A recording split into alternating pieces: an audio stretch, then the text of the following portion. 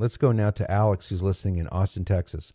Hi, Alex. Hey, Patrick. What do you think about the theory that the policies of the church are selected and designed by men, those that are most championed, designed by men in order to propagate the church itself to result in more Christians, self-perpetuating, more Christians? Yes. Okay. Well, it's interesting you raised this because last week I had a call from somebody else on it was the same question asked somewhat differently, and his question had to do, I'm a practicing Catholic and I'm just tired of all the rules and everything's black and white with you, Patrick, and you always see things in black and white and things aren't black and white, and what about all these man-made rules? And aren't these rules just sort of edicts handed down from on high, from the ivory tower? That's the phrase that he used, from people who don't really deal with regular life. So your question sounds similar to that question. Would that be a fair comparison? Similar, I agree, but I think mine is more from like an organizational psychology or like an organizational intelligence type of approach. Like the organization sort of has its own self-defense and self-replicating components built in. So I think it's a little bit different. Okay, so let's take it from that point then. Are you married? Do you have kids of your own? Or, I mean, at the very least, you remember when you were a kid back under the roof with your mom and dad, right? Okay. Yep. So let's take a look at that. That's an organism, a family unit, mom, dad, and the kids. And you had rules and you had customs and requirements and things. And I think it would be fair to say, and that would be for the self-protection of the family. Dad didn't go out. Dad was not allowed to go out and gamble his wages or drink them away. Mom was not allowed to waste all of her time eating bonbons on the couch watching As the World Turns because she had to make sure the house was clean. Now, I don't know if your mom stayed at home, but if she did, or if she was working outside the home, she had to get up at a certain time and report to her office at a certain time, and you kids had certain duties and chores, and those are all man-made rules. Every single one of them, all man-made. But they were for the benefit of your family, and it was to protect your family and to propagate your family. And there's nothing wrong with wanting to propagate that. So let's use your family, or any family, as an analogous jumping off point and say, let's just posit all of those same things about the church. Yeah, that's right. Yeah, plenty of man-made rules. Some of them come from God. Some of them come through men, the appointed men that Jesus established to be the original bishops, the apostles, and they were given the task of Jesus to govern, to sanctify, to feed the sheep, as Jesus said to Simon Peter. He told them, whatever you bind on earth is bound in heaven, whatever you loose on earth is loosed in heaven. So there's a sort of grant of authority to organize. So any entity, whether it's the global 1.3 billion member Catholic Church, or if it's your family comprised of fewer than 10 people, or a bank, or a radio network, or, what I'm saying? Any human entity that involves a grouping of people, it naturally has certain unifying principles and rules and things that are intended to make its existence as easy as possible and to perpetuate its existence. Your own body, for example.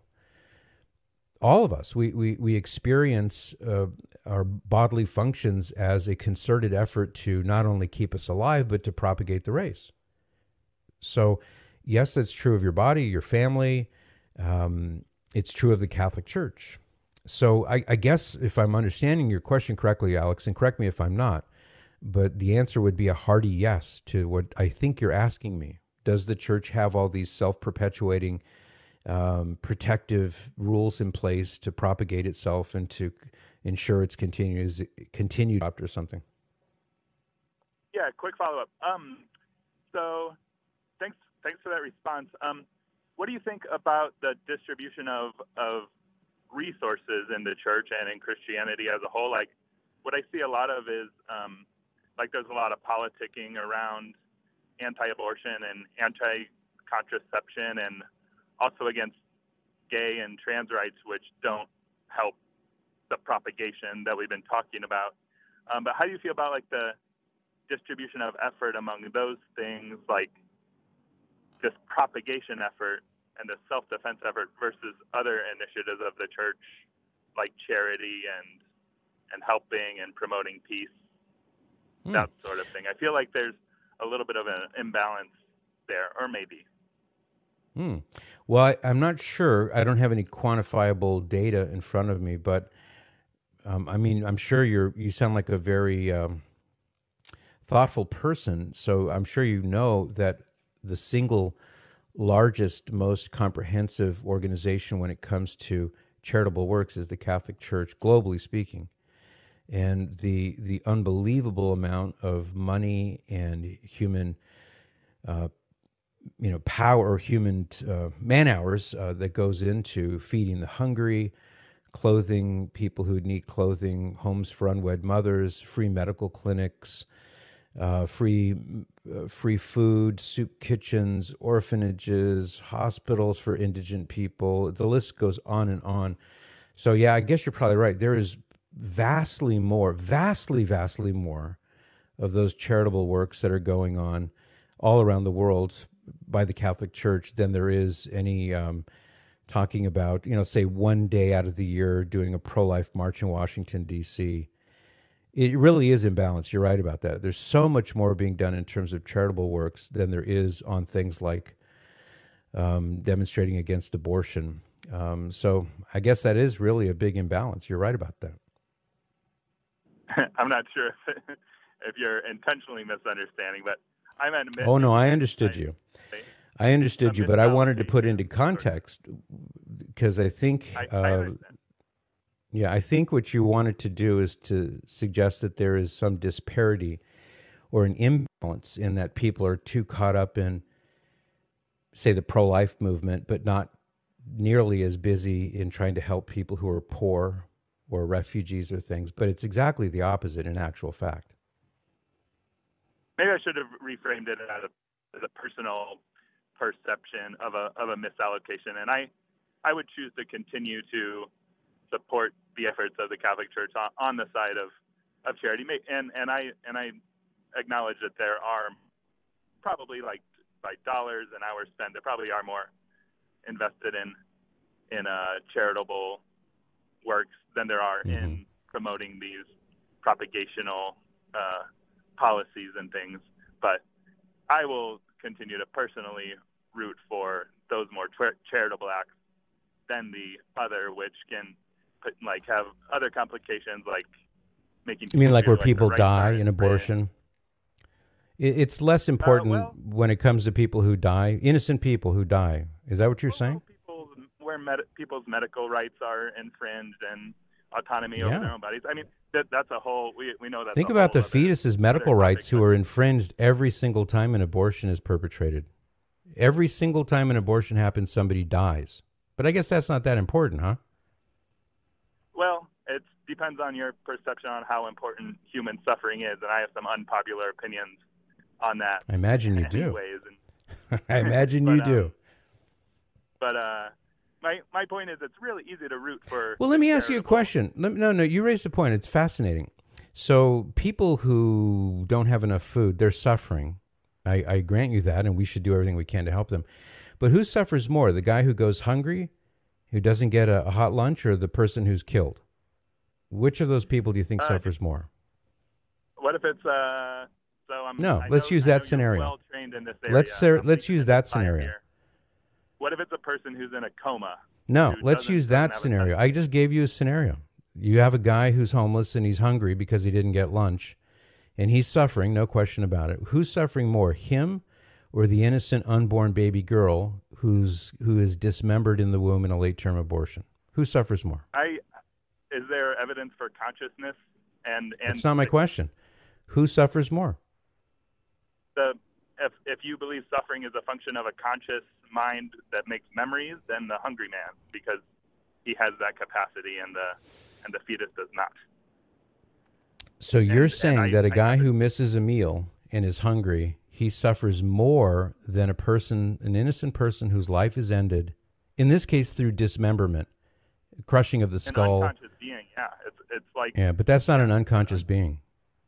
And see, here's the thing, Alex. I think you know that. I think deep down inside you know that, if I had to guess. And if you don't know that, I'm shocked. Somebody as thoughtful with such a big vocabulary as yours If that hasn't occurred to you by now, that's shocking. Well, I feel like, I mean, you haven't presented any evidence or a clinical evidence that there is a sense of consciousness for the unborn, or even, even infant children. Like I said, unpopular opinion. Don't accept. Yeah. So, but it comes down to, if nothing else, innocence in human life. So if I understand you correctly, and tell me if I don't, you're okay with, or at least you place more value on, the hungry homeless guy who missed lunch. His situation, as important as it is, in your view, is more important than the unborn child who is going to be killed, in this case through dismemberment. I just want to make sure I understand where you're coming from. Is that right? Sure. And if I could guess, are you going to say, what if it's like 5 minutes after birth? No, I'm not going to say anything more. I think you have outed yourself pretty thoroughly. I don't need to really say anything more. I think Sure. Your argument stands on its own merits or demerits. Yeah, and it's because of the absence of consciousness specifically, and the level of development of that organism that I believe that. I'm open to arguments to counter that, but like, I also eat meat. I believe that that harming animals for my own benefit, because of their lower level, my personal, their suffering carries less weight for me to be. Got it. Well, I understand. I feel bad for you, Alex. And I don't say that to be mean to you, but I can't imagine going through life putting yourself first and what's important for you over somebody like an innocent person who is going to be killed because abortion is legal. Gosh, we have so much to talk about. I have to take a break. I do invite you, Alex, so call me back another time. Let's continue the conversation. I appreciate it. I'll be right back with more of the Patrick Madrid Show right after this quick timeout. For more of the Patrick Madrid Show, visit relevantradio.com/Patrick.